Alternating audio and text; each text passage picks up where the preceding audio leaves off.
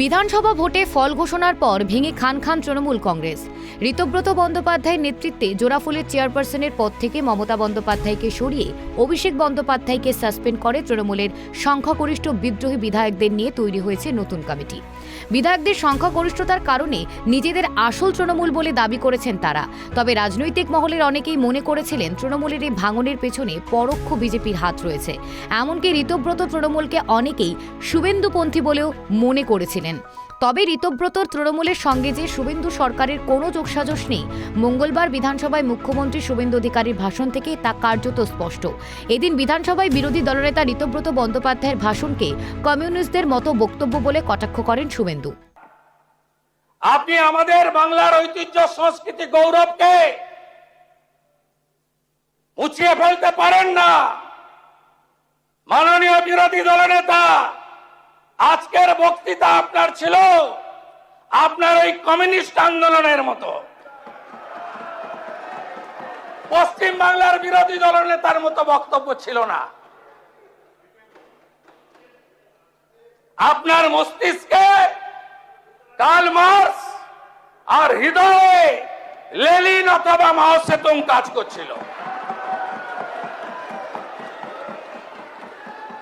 যারা একটা সময় বলেছিল নেতাজিকে তোজর কুকুর, আর রবীন্দ্রনাথ ঠাকুরকে বলেছিল বুর্জুয়া কবি,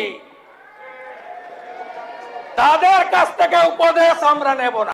মুখ্যমন্ত্রীর বক্তব্যের শেষ দিকে ঋতব্রতের অনুগামীরা আসন ছেড়ে অধিবেশন কক্ষ থেকে বেরিয়ে যান। তা দেখেও কটাক্ষ করতে ছাড়েননি শুভেন্দু অধিকারী। তিনি বলেন, কালীঘাট তৃণমূল থেকে গেল, আসল তৃণমূল দাবি করা বিধায়কেরাই পালিয়ে গেলেন। তৃণমূল থেকে গেল, মাননীয় মুখ্যমন্ত্রীর বক্তব্য শেষ করতে দিন। থেকে গেল, আসল দাবি করা তৃণমূল পালিয়ে গেল। কালীঘাট তৃণমূল থেকে গেল, আর আসল তৃণমূল দাবি করা। মুখ্যমন্ত্রীর বক্তব্যকে সমর্থন জানিয়ে ঋতব্রত শিবিরে যাওয়া বিধায়ক সাংসদদের বিরুদ্ধে দুর্নীতির অভিযোগ থাকলেও তাদের বিরুদ্ধেও যেন একইভাবে পদক্ষেপ করে মুখ্যমন্ত্রী, আর্জি জানালো কুণাল ঘোষ। মিনিস্টার যা যা অ্যাকশন নিচ্ছেন পূর্ণ সমর্থন করছি, কিন্তু কিন্তু কিন্তু যারা যারা যারা যারা হঠাৎ তৃণমূলের সঙ্গে ঝগড়া করে বাঁচার চেষ্টা করছে, তাদের বিরুদ্ধে অভিযোগ থাকলে একটাকে বাঁচতে দেবেন না।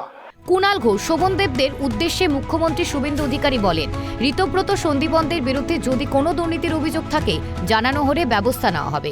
আপনাকে আমি বলবো, ঋতব্রত, মাননীয় ঋতব্রত ব্যানার্জি, মাননীয় সন্দীপন শাহ অভিযোগ করেছিল, পুলিশ ব্যবস্থা নিয়েছে। আপনারা যদি ওদের বিরুদ্ধে কোনো চুরি, দুর্নীতি, ত্রিপল লুকিয়ে রাখা, অবৈধ সম্পত্তি করা, যদি কোনো তথ্য থেকে থাকে লিখিতভাবে দেবেন, আমরা ব্যবস্থা নেব, কথা দিলাম। এখন দেখার, বিধানসভায় মুখ্যমন্ত্রী শুভেন্দু অধিকারী ঋতব্রত বন্দ্যোপাধ্যায়দের কড়া সমালোচনা করলেও তাদের বিরুদ্ধে কোনো অভিযোগ উঠলে তার বিরুদ্ধে কতটা কড়া অবস্থান নেন শুভেন্দু সরকার, এখন সেটাই দেখার। Bureau report, KTV Bangla.